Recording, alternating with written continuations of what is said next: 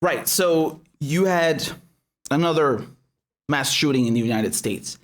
And it's actually the second one in the same week. The first one was in Atlanta. And this one was in Colorado, in Boulder, Colorado. So if you recall, this was just a few days ago at a spa in Atlanta, right? And there were about 8 victims there, which is, I mean, it's, even if it's just one victim, it's horrific. But, you know, you look at these, the numbers of people being killed, it's absolutely, it's heartbreaking. It really is. And these are all of the people who were killed. And, you know, yesterday you had another one take place in Boulder, Colorado. And you can see here the mass shooting suspect, this is from Fox, was already known to the FBI, right? And this one about Atlanta, this one's from the BBC. So I just want to go through this because I have a lot of points to make here. And so let me try and break this down as much as we can. So this guy, he went into a grocery store and he killed 10 people. And I want to focus on the reaction from the media, from pundits, from, you know, popular figures, let's say, you know, how they try to exploit these mass shootings. And this is nothing new. I mean, if you're my age, you know, you grew up with, you know, television, you know, late 90s, early 2000s. I mean, none of this is new, how the media exploit this. It's an industry, honestly. And so, you know, I just want to show you, it's unbelievable. So first of all, people immediately assumed that this was like a white supremacist shooting, right? They immediately thought, okay, this guy, he was arrested alive. And arguably it is true that, you know, if you're not white, you have a much higher risk of being, you know, not being arrested alive. You will be shot on sight. You know, I've never heard of a black shooting suspect being taken to, you know, get fast food on the way to the police station after murdering people, right? And so, you know, we've covered a lot of police shootings on this channel, and that's something that I take very seriously. I think it's horrific. But so I understand that point, but, you know, they immediately assume that just based off of that, oh, it's a white guy, right? And let me just show you some examples of this. I think this is also Fox who put together these tweets, but, you know, this guy, for example, I mean, CJ Verleman. So this idiot, he's like, you know, he's a huge proponent of the war on Syria. So I know his name from before, but nonetheless, look at what he said about yesterday. Okay. He says the suspect gunman is a white guy. And then he says cue mental issues and bad day and parking dispute or anything else other than what he most likely is, a white domestic terrorist. So that's what he said about that. And then, you know, you had Amy Siskin saying here the shooter was taken into custody. Certainly a white man again. If he were black or brown, he would be dead. And again, I mean, that's not, you know, that's not, I understand where she's coming from with that, but it's not true that he was white. And we'll get to that in a second. And so, you know, you have all these people tweeting here that, oh, it's a white guy. It's 100% a white guy, right? Just to show you, for example, over here, right, Mina Harris. So she says, I deleted a previous tweet about the suspect in the Boulder shooting. I made an assumption based on his being taken into custody alive and the fact that the majority of mass shootings in the U.S. are carried out by white men. And I think, yeah, you'll forgive me. I'm trying to find the original tweet where she put it. I don't know where it is, but she deleted it. And so, you know, her point, you have all these people immediately jumping to the conclusion, oh, he's a white guy. Okay. And then it turns out he's not. He's actually Syrian, right? So this guy, his family came to the U.S. when he was 2 or he was a child, basically. He's a toddler. They came to the U.S. in 2002, I think. And he's 21 now. So, yeah, I mean, I don't know what age exactly he was, but or what the specific year is. The district attorney says one thing, CNN says another. I don't know. But, you know, the point is that he's not a refugee like, you know, people are claiming.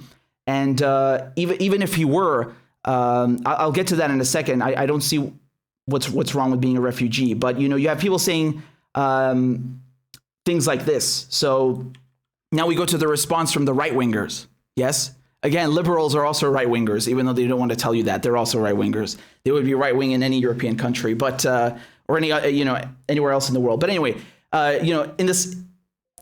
in the sense of the American mainstream political spectrum, let's look at what the right winger said. So you have people saying, oh, a Syrian immigrant comes to the United States. We provide him with citizenship. Years later, he shoots up a grocery store and kills 10 Americans. Does that sound like a gun control issue? Now, I'm a bit confused by her wording here, because if the guy is an immigrant and you provided him with citizenship, so he became a citizen, right? How is he shooting like Americans? I mean, why are you saying it like as if he's not American? You just said that he's an immigrant and he is a citizen. Is he not also an American? Are immigrants not Americans to you? You are all immigrants, unless you're a native, which by judging by her profile picture, she doesn't look like one. Every single person who is not a native in the United States is de facto an immigrant. So I don't get where the line is drawn here. But nonetheless, you see as weird language, like how she doesn't consider immigrants to be real Americans. Like, oh no, he came here. We gave him the luxury of citizenship. He's just an immigrant. Like, we are real Americans. What does that mean? Anyway, it's not about this guy in particular, but they're trying to. It's weird, right? The way she says it. I understand what she's saying. Like, okay, if you're moving to you're a guest in a country, perhaps, but you just said that he's a citizen. So he should be equal to you, according to your constitution, right? He's equal to you.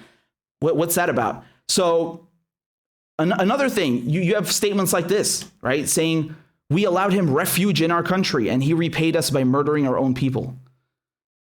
No, I don't know why people are automatically assuming that he's a refugee. He's not a refugee, right? This guy he immigrated there with his family when he was a kid.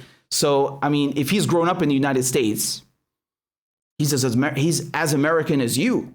I don't see where he comes from, what that has to do with his actions, which are, deplorable and messed up and inexcusable, right? They're completely inexcusable. So what does that have to do with where he comes from? I'm confused by this. And also, I find this so hilarious how they talk about we gave him refuge. Okay, let's backtrack a second. What were you giving him refuge from? The war in Syria? Well, that's a war started by the United States. That's a war started by the United Kingdom. That's a war started by Qatar, by Saudi Arabia, by Turkey, by Israel. They have all participated in this war. So, I'm pretty sure the vast majority of Syrians would rather you not start a war in their country and just let them live in peace, right? But nonetheless, he's not a refugee. So even then, this has nothing to do with that. But just look at the mentality of how they think of these things, right? It's really telling. And again, by the way, this is from the Washington Post, for example. Okay, they say that, he was born in Syria and came to the U.S. as a toddler in 2002. There you were. He studied computer science and he had an interest in wrestling and martial arts. And so according to Rita Katz, she's the executive director of SITE, and they monitor online extremist activity. And she says that we still don't know what his motive was or if he had one at all. But what I can say is that based on what I've seen of his social media presence, he didn't even remotely suggest having radical Islamist leanings or really radical leanings of any kind. And so the point that I'm trying to make here is not about, about him specifically. It's just in general how you can see here, like it's just a textbook case of how both sides, liberals and right wingers, again, they're all the goddamn same, but they're immediately jumping off of, on this tragedy and trying to capitalize off of it to push a certain narrative, right? 1 second he's a white supremacist, and then the next second, oh no, he's a refugee, and he should be fucking grateful, right? He should be fucking grateful. Goddamn immigrant. Like, what is wrong with you people? Like, you could just say that it's what he did is fucked up. That's it. I don't care where you're from. You should not be shooting up a fucking store and killing people. End of story. Like, it's that simple. Just leave it at that. But no, they have to jump on it and capitalize off it, for clout and for fucking clicks and, try to make this political. And I think that's messed up, man. I think that's messed up. And, it's not the first time this happens in the United States, right? If anything, you have a much deeper problem than that, right? If anything, at this point, after all that's happened, you should be aware that there's something messed up going on. So this is my main point here, that you have people that capitalize off of this to immediately push a political agenda, which I think is it's nasty. And by the way, one thing that I would say, because a lot of people are saying that, again, I don't even know if this is true, because it's just according to some reports. But, Ben Shapiro, for example, I mean, look what he says. He says that, he's a mentally ill Syrian immigrant. And if you go and you read a couple of reports on CNN or Washington Post, they say things like, give me a second over here. So, yeah, they say, oh, look, he didn't have a lot of friends. And, the guy, he had paranoia and things like that. And they thought that, look over here, he says,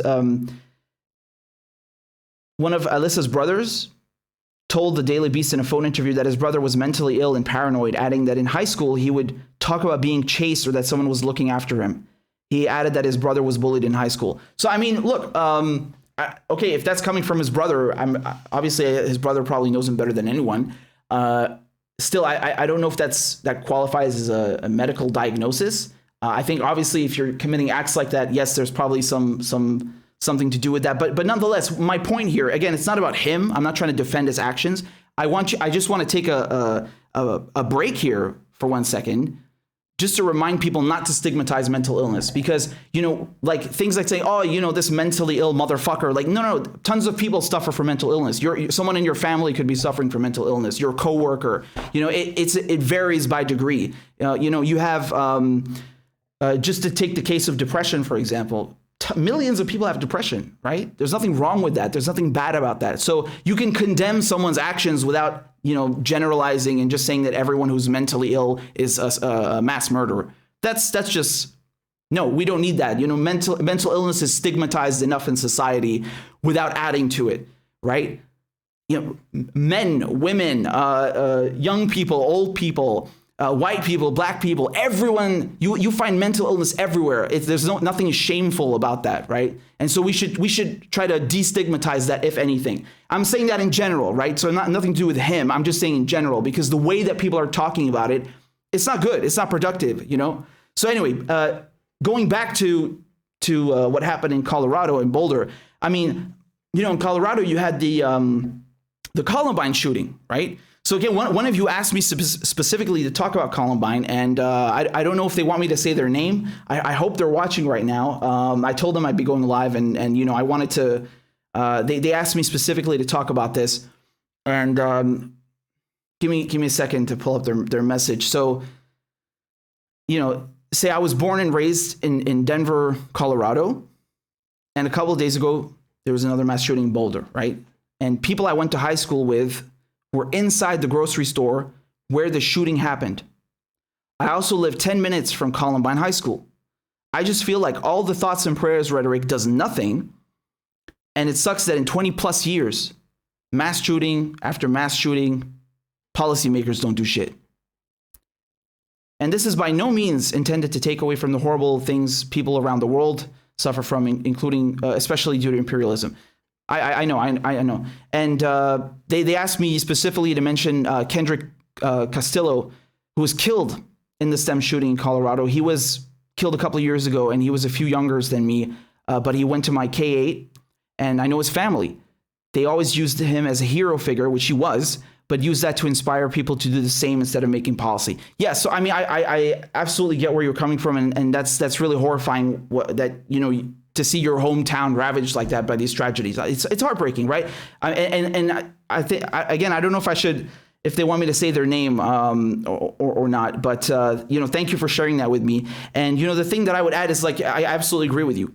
And I think it's a multifaceted issue, right? I think that regardless what your position is, because in the US you have people who are for gun control, people who are against, people who are somewhere in the middle, like they want more background checks, but not a complete elimination of weapons, like in the UK, for example.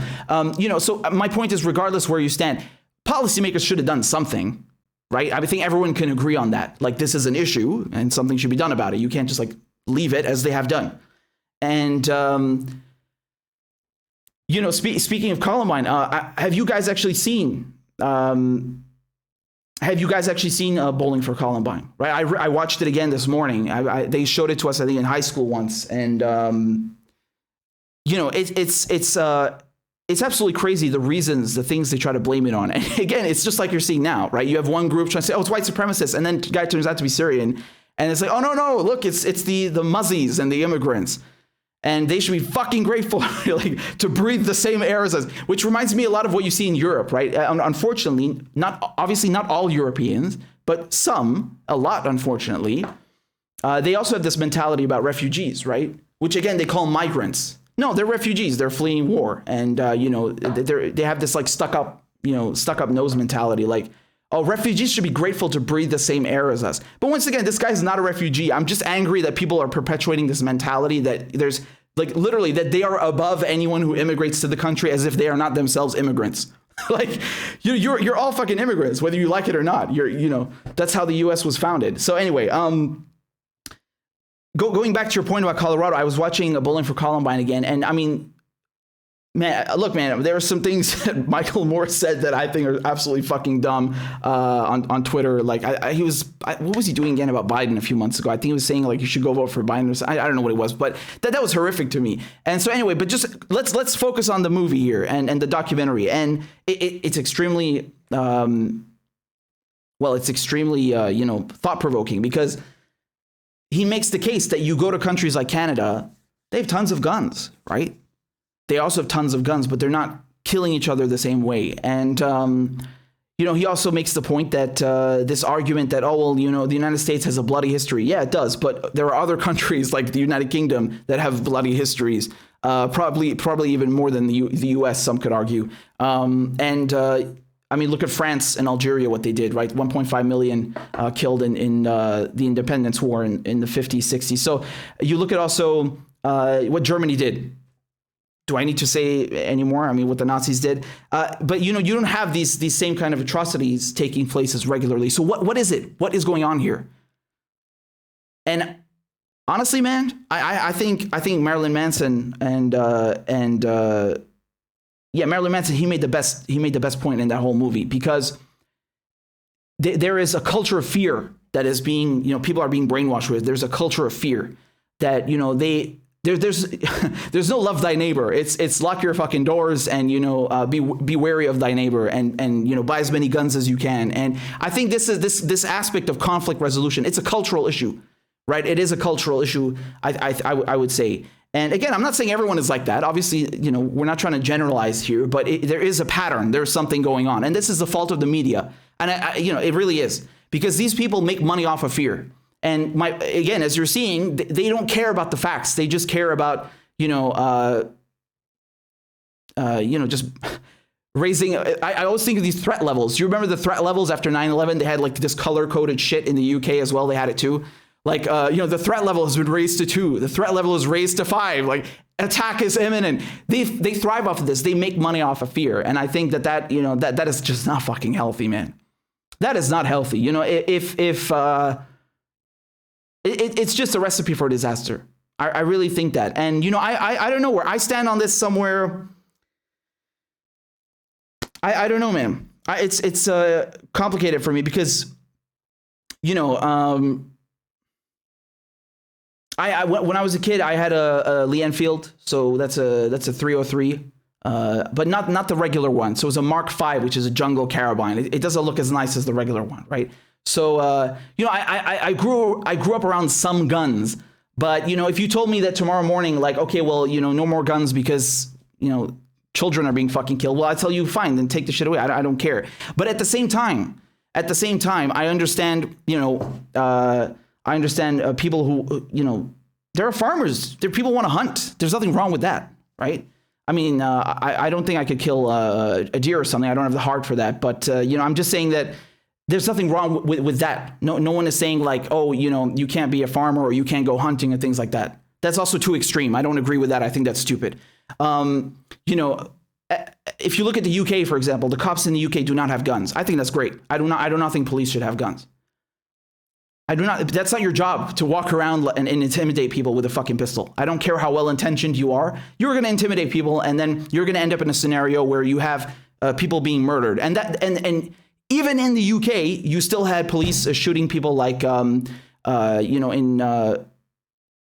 remember the other day we were talking about Cressida Dick, who's heading the Met, and she was actually in charge of this shooting in 2000. Was it 2005? Right in the Tube when they shot the Brazilian man Charles Menendez, if I'm saying his name correctly. So my point is that you do have police still killing others, and then you had the G20 protests? I can't remember at the time, man. My memory is fading. Again, this is from when I was a kid, where the police killed someone with a baton. And you look at George Floyd, that guy was strangled to death. There was no gun involved in that. But then you look at Rashard Brooks, who's running away. They shot him in the back. Or Jacob Blake, they shot him in the back as well. So you should not be giving people in a position of authority like that firearms. They don't need that. They have taser, pepper spray. They don't need guns. This is bullshit. And, that's where I stand on it, I think. But then you have people who say, well, in the United States, civilians have guns, so you got to balance it out. Yeah, but this is not healthy, dude. I don't know. I don't know. I think the U.S. is, it has it's a unique case. I don't think that you're going to fix this in any scenario. But, one thing, let's be clear. One thing, I think the first thing that people should start with is boycotting mainstream media. Mainstream media is cancer. It's toxic. It's a literally poison for your mind. I mean, just look at the way that they start their shows. Like they put on this stress music. If you watch the BBC, or Sky News, they'd have this beat going on and this pulse. It's like, wake up, citizens, for your daily brainwashing. Fuck off. The news itself is bad enough. You don't need to fucking stress people out with that. They make money off of people suffering, right? It's disgusting. And so I think when they, they stoke the coals of fear, of racism, and they try to convince you that, everyone is out to get you, and you should hate every person and be wary of them. And yeah, of course, you're going to foster a culture of violence when you don't actually have one in the first place. Perhaps maybe people could just get along normally like in other countries. And I think that's the first issue. I think the mainstream media is a fucking cancer, and I think the fact that they rush to capitalize off of this thing, it makes everything worse, right? I think everyone can agree on that.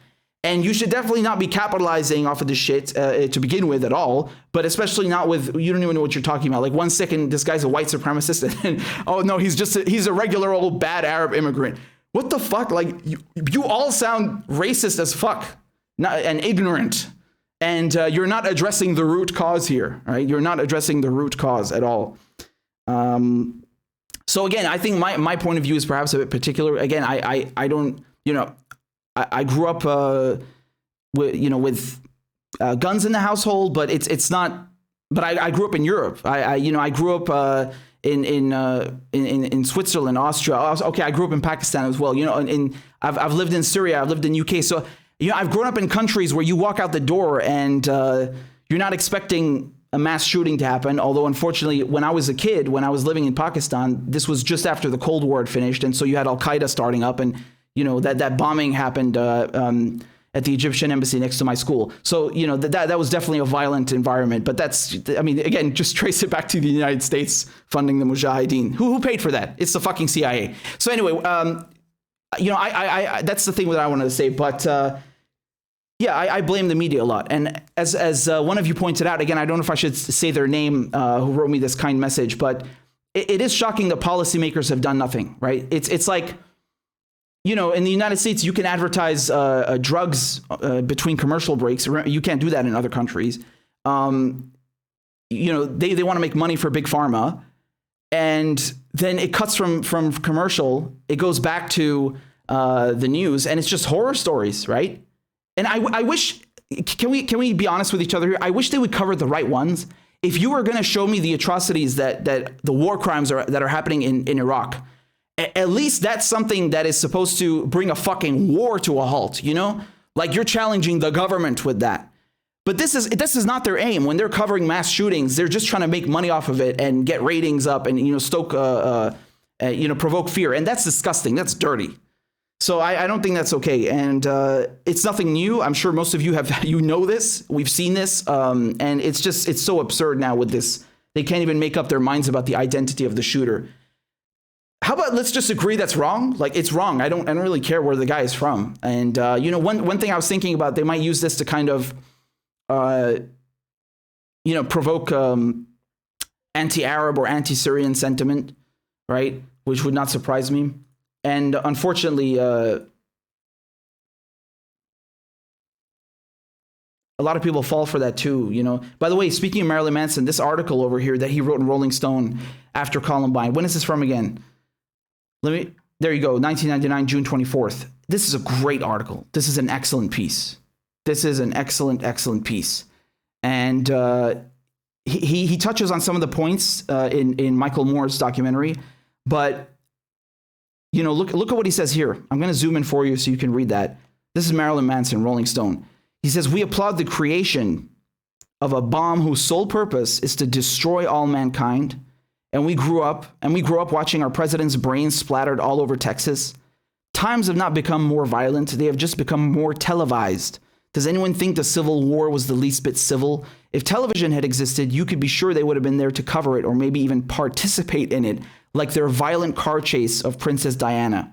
Disgusting vultures looking for corpses, exploiting fucking filming, and serving it up for our hungry appetites in a gluttonous display of endless human stupidity."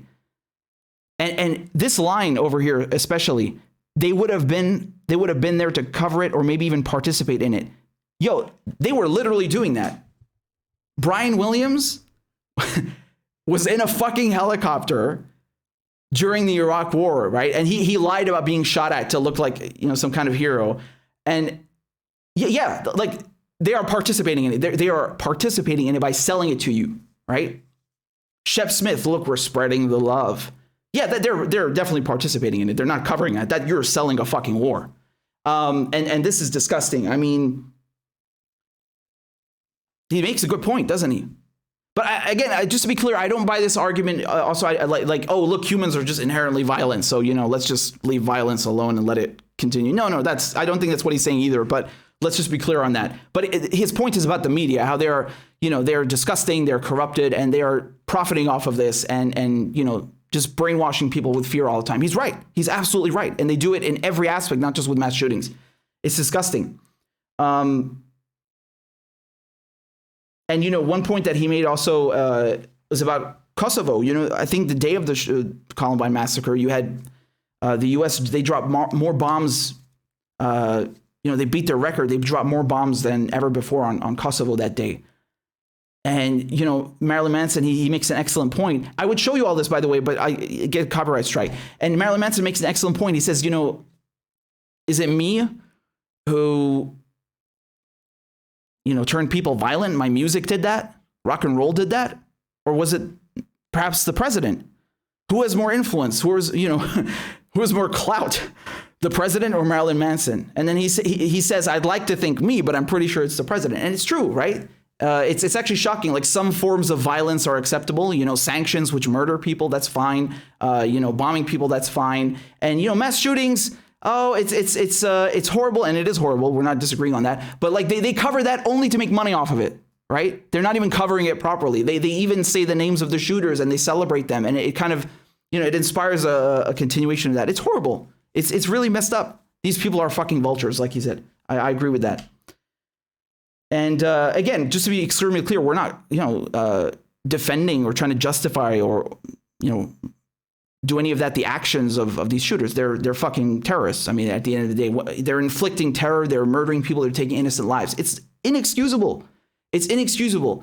My point here, what I want to point at is this capitalizing off of it, capitalizing off of tragedies, trying to milk it and brainwash people into, a further, an even more violent society. This is toxic. This is cancerous. This is despicable behavior. And they thrive off of this. This is how they make their money.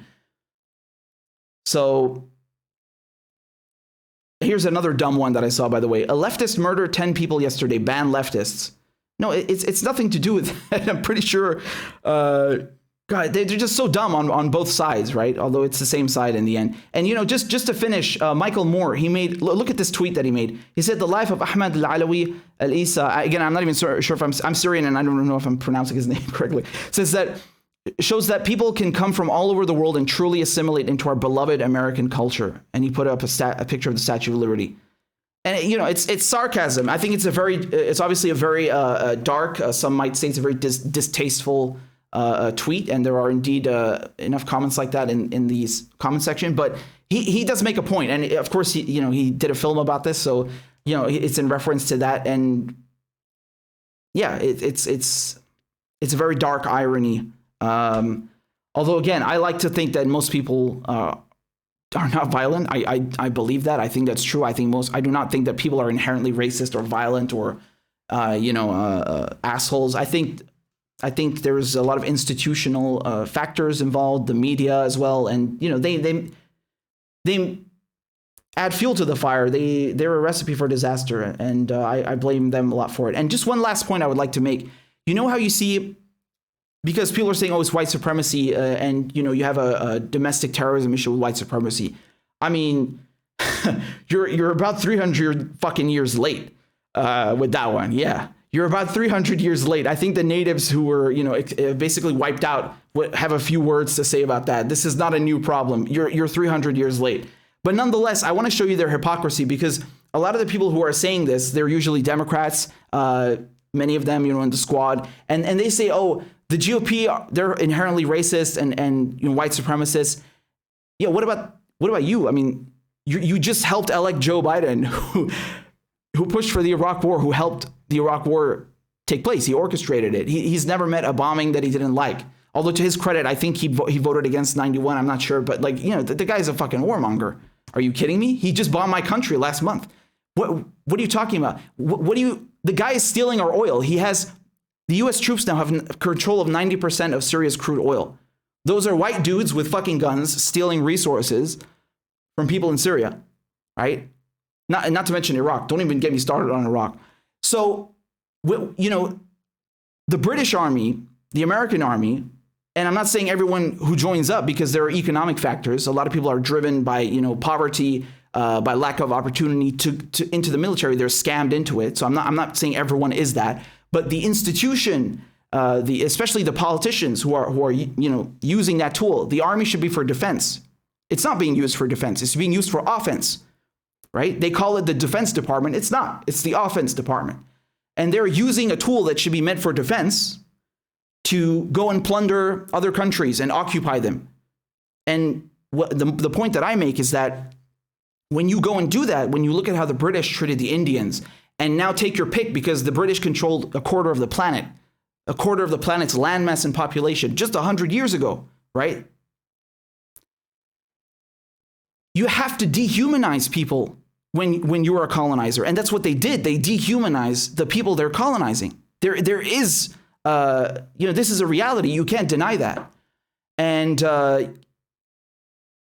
that's a vehicle for white supremacy at the end of the day. It's a vehicle for white supremacy. And the French did it too, and the Belgians. And you had people, Leopold II, they had this conference in Berlin, and they just partition Africa. Like, yeah, you'll take this and I'll take that. And then, Sykes-Picot, the French and British, they just partition the Middle East. Yes, there's an issue here. There's a white supremacist issue, right? You have people who think that they're morally, racially superior, and that they get to make decisions for others and decide their fate and draw up their borders and displace them and kill them and subjugate them.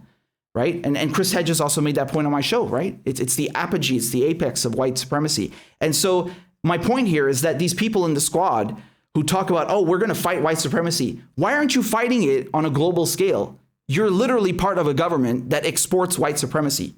I don't care, you can pretend that that's not true. No, it's fucking true, and you know it. And the same goes for the British, right? These are governments that export white supremacy. Their armies are vehicles of white supremacy. They go, they kill people of color, they subjugate them, they steal their resources, they occupy their land for 20 fucking years, decades, hundreds of years. I mean, how can you deny that? So my point here is that if you're really serious about fighting white supremacy, fight it at home and fight it at, overseas, fight it in other people's countries, fight it globally, because whether you like it or not, you're part of this fucking government that is exporting that white supremacy.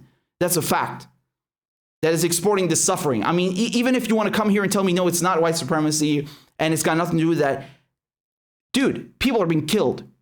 They're being tortured. They're being kidnapped. They're subjugated. They're living under occupation. I don't care what you call it. That shit has to stop. So don't come here and pretend you care about gun violence and you care about mass shootings and violence, but you're going to be quiet when your own fucking armed forces do that on a daily basis to millions of people around the world and impose that on them. Don't lie to me. Don't lie to yourself. And so they're hypocrites. They are fucking hypocrites. They said nothing when Joe Biden bombed Syria. They barely said anything about Trump assassinating General Soleimani and almost starting a war there. They said nothing about him stealing the oil in Syria, about his coup in Venezuela. These people are hacks. They are covering for white supremacy. They're covering for this institutional, violence that is exported, and they're agents of imperialism. Whether they started out well-intentioned or not, they're not doing anything to stop it. They're not even addressing it, right? It's not even like we'll give you lip service and talk about it, but then do nothing. No, they don't even talk about it. Like AOC, for example, she hasn't said a fucking word about Joe Biden bombing Syria. How do you excuse that? You can't excuse that shit because she said it when Trump did it, right? So there's a double standard going on here. And again, I say that during Trump years, they didn't say anything about a lot of his imperialist violence. So you want to be serious about white supremacy, you want to fight violence.